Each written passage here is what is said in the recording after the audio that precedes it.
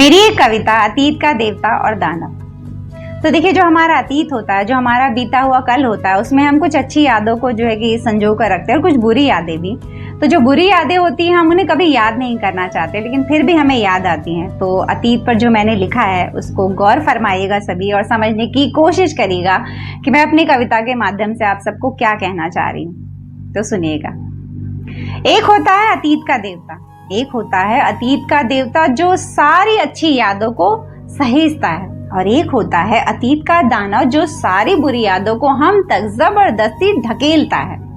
हमें अपने जीवन में खुशियां कुछ कम ही दिखती हैं, हमें अपने जीवन में खुशियां कुछ कम ही दिखती है, इसलिए अतीत के देवता से हमारी मुलाकात कुछ कम ही रहती है। दुख, दर्द और तकलीफ से हम सब का नाता इस कलयुग में कुछ ज्यादा ही है। यूं समझो, अतीत का दानव ही हम सब के जीवन का विधाता ही है। ये अतीत का दानव मुट्ठी भर भर के नमक ले आता है, हम सब के जख्मों पर डालते ही इससे बड़ा आनंद आता है। कोई नहीं बुलाता इस अतीत के दानव को, ये खुद ही ढूंढ लेता है दुखी जनमानस को। इस अतीत के दानव की आंखें आईने की तरह दिखती हैं, इससे नजर मिलाते ही सारी पुरानी दर्द भरी यादें इसकी आंखों में तस्वीर बनकर उभरती है। फिर से हम पुरानी चोट को जीते हैं, बार बार अपने टूटे दिल को सीते हैं। हृदय को अतीत का दानव दीमक बनकर चिपक जाता है, हृदय को अतीत का दानव दीमक बनकर चिपक जाता है। जब जब जागे तो ये हृदय को धीरे धीरे खाता जाता है। किसी भी दानव को दया कब समझ आई है, इसने तो होती बस सबको मारने की कसम खाई है। इससे लड़ते लड़ते कईयों ने अपनी जान गंवा दी, तो कईयों की तो इस दानव ने मानसिक स्थिति हिला दी। मैं भी लड़ रही हूँ, तुम भी लड़ रहे हो, हम सारे लड़ रहे हैं इस अतीत के दानव से। एक एक कर निगल न जाए ये हम सबको भयभीत सा जीवन है अब हर मानव के। थैंक यू सो मच, आप सब ने अपना कीमती वक्त देकर मेरी इस कविता को सुना और मुझे उम्मीद है मेरी कविता आप सभी को बहुत अच्छी लगी होगी। और अगर अच्छी लगी हो तो मेरे वीडियो के ठीक नीचे रेड कलर का सब्सक्राइब बटन है, बेल आइकॉन, फॉलो बटन दबा दीजिए ताकि मेरा हर नया वीडियो आप तक आसानी से पहुंच सके और मैं आप सबके दिलों तक भी आसानी से पहुंच सकूं। तो आज की मेरी कविता का शीर्षक है अतीत का देवता और दानव। तो आज फिर मैं कविता के टॉपिक पर आप सबसे बात नहीं करूंगी, आध्यात्म का एक और टॉपिक उठाऊंगी। और आज का मेरा टॉपिक ये है कि हमें नाम जप क्यों करना चाहिए किसी भी ईश्वर का। कहते हैं ना कि कलयुग केवल नाम आधारा, सुमिर सुमिर नर उतर ही पारा। तो ऐसा क्यों कहा जाता है, आज ये जानने की कोशिश करते हैं।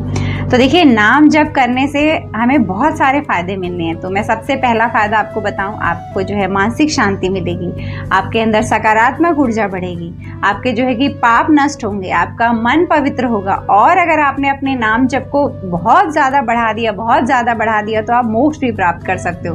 तो बहुत सारे फायदे हैं जो है कि नाम जप करने से। इसलिए मैं कहती हूँ कि जब भी आपको फ्री समय मिले तो दिमाग को विचारों में उलझाने से बेटर है कि आप जो है किसी भगवान का नाम जप करें। तो देखिए, कुछ लोगों का ये सवाल भी हो सकता है कि हमारा तो मन ही नहीं लगता नाम जप करने में, तो क्या बिना मन हम माला जपे इसके भी हमें कुछ फायदे मिलेंगे या नहीं। तो हो सकता है कुछ लोग मन में ये सवाल आए, तो मैं उनके लिए ये कहना चाहूँगी कि देखिए, आपका मन है तब भी आप माला जप करते हैं तो भी फायदा है आपको, और नहीं मन है तो भी आप जप करते हैं तो भी जो है कि आपका कोई नुकसान नहीं होना है, फायदा ही होगा। देखिए, कहते हैं ना कि आग में हाथ आप या जानबूझ के डाले या अनजाने में डाले, आपका हाथ तो जलेगा ही ना।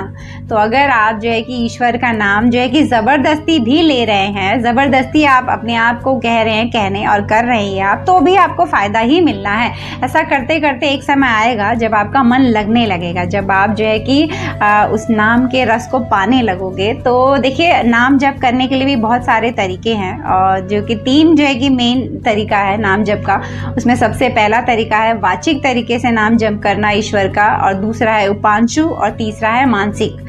तो जो वाचिक तरीका है ना नाम जप करने का, उसमें जो है कि हम ईश्वर का जो है कि नाम बोल बोल कर करते हैं। आपने देखा होगा कि माला लेकर लोग बोलते हैं ओम नमः शिवाय का जाप करते हैं, या किसी भी भगवान का जो उन्हें पसंद होता है। तो दूसरा तरीका होता है उपांशु तरीका। इसमें जो है कि जीभ का प्रयोग किया जाता है। जैसे आप अपना मुंह बंद कर लें और जीभ चलाते रहें ऊपर नीचे राम राम राम राम, राधा राधा राधा। मैं उपांशु तरीके से नाम जप करती हूँ। मुझे जब फ्री समय मिलता है मैं अपना मुंह बंद कर लेती हूँ और जीभ अंदर राधा राधा राधा चलाती रहती हूँ। मुझे ये सबसे सही और अच्छा लगा नाम जप करने का, क्योंकि देखिए मैं माला लेकर अगर चलती हूँ बाहर तो या कहीं भी, तो लोगों को ये लगता है कि बड़ी भक्तन बन रही है, ऐसा लोग कह सकते हैं। तो इस वजह से मैंने जो है कि अपने आप को ये अभ्यास ही नहीं दिया कि मुझे वाचिक तरीके से नाम जप करना है या माला लेकर नाम जप करनी है। और माला की देखिए जब आदत लग जाए ना तो हमें हर जगह माला को लेकर घूमना होता है। और माला को ऐसे भी आप गंदी जगह नहीं रख सकते, कहीं भी ऐसे गंदी जगह छूना नहीं हो सकता माला का, तो बहुत कुछ बचाना होता है। इसलिए मैंने सबसे पहले इस उपांशु तरीकों को चुना अपने लिए। और सबसे लास्ट जो जप तरीका होता है वो मानसिक होता है। जब आप जो है उपांशु तरीके से बहुत ज़्यादा जप कर लेते हो तो उसके बाद जो है मानसिक तरीका जब होने लगता है ना, तब आपको बोलने की ज़रूरत नहीं होती, मन अपने आप जो है 24 घंटे नाम को चलाने लगता है। और देखिए एक और जो है कि भक्ति की पराकाष्ठा होती है जब आपका रोम रोम जो है कि भगवान का नाम जपने लगे। हमारे शरीर में देखिए 3.5 करोड़ जो है रोम है, हमारे जो रोए हैं ना 3.5 करोड़ है। अगर सोचिए हम जब भक्ति की पराकाष्ठा हो जाएगी, जब भक्ति की एकदम श्रेष्ठ लेवल की भक्ति कही जाती है, जब आप नाम लें और आपके सारे रोएं, यानी सोचिए एक बार में आप 3.5 करोड़ जो है कि ईश्वर का नाम ले जाओगे, तो सोचिए आप कितनी बार जो है कि नाम बोल ले पाओगे प्रभु का। तो देखिए जो नाम जप आप अगर शुरू करते हो ना, तो जिस ईश्वर का आप नाम जप शुरू करते हो तो मरने तक आपको वही ईश्वर का नाम जप करते रहना चाहिए। नाम को बदलना नहीं होता। अगर आप राम राम राम कर रहे हो तो आपको मरने तक राम राम राम ही करते रहना है। अगर आप राधा राधा कह रहे हो तो मरने तक आखिरी सांस तक राधा राधा राधा ही जपना है आपको। तो देखिए अब मैं आपको ये बताने जा रही हूँ कि आप कितने करोड़ नाम जप करेंगे तब आप में क्या क्या चेंजेस आएंगे। तो देखिए अगर आपने 1 करोड़ नाम जप कर लिया तब आपको जो है आध्यात्मिक बल मिलने लगेगा, आपको आत्मीय शक्ति मिलने लगेगी। ठीक है, आप जब 1 करोड़ तक पहुंचोगे ना तो जो ये नाम रूपी दीपक जल रहा होता है ना आपके हृदय में, वो जो है शरीर का महल बनने लगता है। वो ईश्वर के शरीर का जो है कि आप कल्पना कर पाओगे। ठीक है, जब हमारा नाम जब 2 करोड़ तक पहुंचता है तो देखिए लक्ष्मी की बरसात हो जाएगी आप पर। अगर आपको लक्ष्मी की चाह होगी तो आपको बहुत लक्ष्मी मिलेगी, और या तो फिर भगवान जो है कि आपके अंदर लक्ष्मी की चाह ही मिटा देंगे। इस धरती पर रहकर हमारी अक्सर जो है सभी की ख्वाहिश ये होती है कि मुझे बहुत सारी लक्ष्मी मिले। अगर आपने नाम जब 2 करोड़ तक पहुंचा दिया तो 2 में से 1 होगा, या आपको लक्ष्मी मिल जाएगी या आप लक्ष्मी का पूरा लोभ ही आपके मन से खत्म हो जाएगा।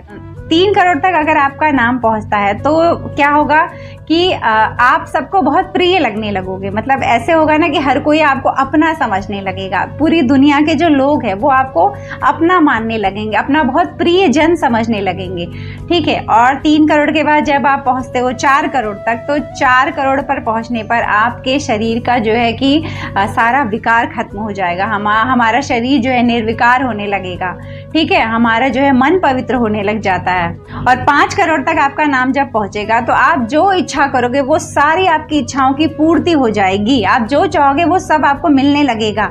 और जब हमारा नाम 6 करोड़ तक पहुंचता है तो हम सब के जो है कि शरीर में 5 तरह के विकार होते हैं, काम, क्रोध, मद, लोभ, मत्सर। ठीक है, तो ये जो विकार हम सबके शरीर में होते हैं वो विकार जो है कि जब 6 करोड़ तक नाम जप की संख्या पहुंचेगी तो ये विकार हमारे शरीर से खत्म होने लगते हैं। अब उसके बाद आगे बढ़ते हैं। जब आपका नाम जप जो है 7 करोड़ तक पहुंचता है तो तब आपकी भक्ति जो है ईश्वर से बहुत प्रबल हो जाती है। मतलब कोई भी आकर आपकी भक्ति को टस से मस नहीं कर सकता, चाहे कोई अप्सरा आ जाए, लेकिन आप अपनी भक्ति से नहीं हटोगे जब आपका नाम 7 करोड़ तक पहुंच जाता है तब।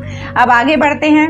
और जब हमारा जब जो है 8 करोड़ तक पहुंचता है तब जो है कि हमारी अकाल मृत्यु का संयोग अगर हो भी ना हमारे जीवन में वो खत्म हो जाता है। ठीक है, मृत्यु का भय खत्म हो जाता है जब हमारी जो है कि नाम जप की संख्या 8 करोड़ तक पहुंचती है। और जब 9 करोड़ तक पहुंचती है तो तब क्या होता है कि ईश्वर भी व्याकुल होने लगते हैं अपने ऐसे भक्तों को मिलने के लिए जो इतनी बार जो है कि उनका नाम जप कर रहा है, तो भगवान भी व्याकुल होने लगते हैं। 10 करोड़ तक जब हमारी संख्या पहुंचती है तब हमारे जो है कि कर्म सारे मिटने लगते हैं। जैसे कर्म मैंने बताया आपको 3 प्रकार के होते हैं, प्रारब्ध, क्रियामाण और संचित कर्म। और इन तीनों की वजह से ही जो है हमें पुनर्जन्म के साइकिल में आना पड़ता है। तो जब इतना जप कर लेते हैं तो उसके बाद जो है कि क्या होता है कि हमारा जो है कि तीनों कर्म भी भस्म हो जाता है, जिसकी वजह से हम पुनर्जन्म के साइकिल से हम मुक्त होने लगते हैं। और जब नाम जप की संख्या जो है 11 करोड़ तक पहुंचती है ना, तब जो है कि जो सारी भगवान की कथा कहानियां हैं, जो भी लीलाएं हैं, वो सब उसे जो है कि अपने ही हृदय में वो लीलाएं सारी प्रकट होने लग जाती हैं। वो सब कुछ जो है कि देख पाता है, अनुभव कर पाता है, हर लीला को जो है प्रत्यक्ष देख पाता है। ठीक है, उसके बाद बढ़ते हैं 12 करोड़। अगर आपने नाम जब जो है 12 करोड़ तक ले लिया ईश्वर का, तब क्या होगा? तब जो है ईश्वर जो है आपके अधीन हो जाएंगे। ईश्वर जो है ऐसे भक्त के जो है कि अधीन हो जाते हैं, जो इतना नाम जप कर ले जाता है उनका, उनके पीछे पीछे घूमने लगते हैं। और उसके बाद 13 करोड़, अगर आपने नाम जप की संख्या 13 करोड़ तक पहुंचा ली, तब आप जो है स्वयं को भी मोक्ष प्रदान कर सकते हैं, और आप चाहेंगे तो किसी और को भी जो है कि मोक्ष प्रदान करवा सकते हैं। इतनी सामर्थ्य, इतना आत्मबल आपका बढ़ जाता है। ये थी मेरी बातें आज के इस टॉपिक पर, और मुझे उम्मीद है मेरी इतनी सारी बातें चुनने के बाद, अगर आपने अपने एक भगवान का चयन नहीं किया, चुनाव नहीं किया, तो आप जल्द से जल्द करोगे और उनका नाम जप करना शुरू कर दोगे। अपने कीमती समय को व्यर्थ मत जाने दो, और मुझे कमेंट करिए अगर कोई आपके प्रश्न हो, तो मैं उसका जवाब ढूंढकर आप सबको उस टॉपिक के बारे में भी कुछ ना कुछ ज़रूर बातें बताऊंगी। चलती हूँ, एक और नए वीडियो में आप सबसे मेरी मुलाकात रहेगी। तब तक उससे दोस्ती बनाए रखिएगा। किससे? इससे।